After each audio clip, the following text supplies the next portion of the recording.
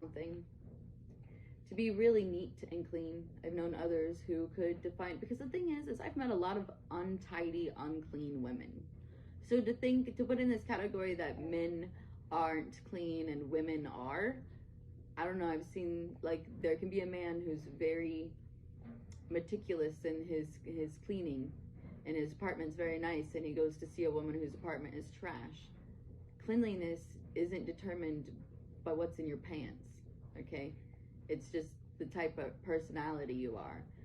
Really, it depends on, if you're an uptight, clean, tidy person, or a cluttered, messy person. However it is, it also depends on that point in the person's life. There's an episode I've been watching on the CW channel. It's called Moonshine. It's a show about a family who owns like a rundown RV park with like a little lake and a beach and everything, and that whole vibe. And it's really sweet. And the parents retire, and the kids have to like all basically take up the family business and keep it afloat. And they all live on the RV park ground in like a cabin or their RV. And I love RV living. I love like tiny home living. I love like on the beach near the lake living, like cabin, like outdoorsy. Like, let's just make it camping 24/7.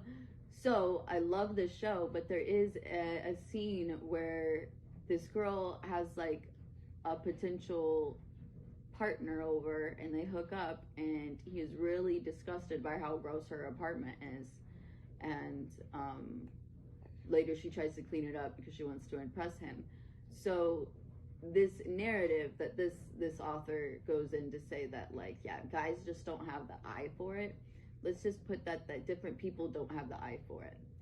Like, I don't think it's a man versus woman thing. I think this is just people and different types of people, because I've seen these issues in both types of people.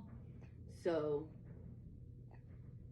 anyways, that's why I want to say challenge this context with the thought of everybody and people and them, instead of he versus she. Like, here it says, my father is one of those guys. You could instead put, my parent is one of those people who can fix or put together virtually anything. So as I was growing up, fix-it things were never an issue. If something broke, my parent could repair it. Richard, on the other hand, would be first to tell you that they didn't have the eye or the hands for fixing things. Only with great strife can they put those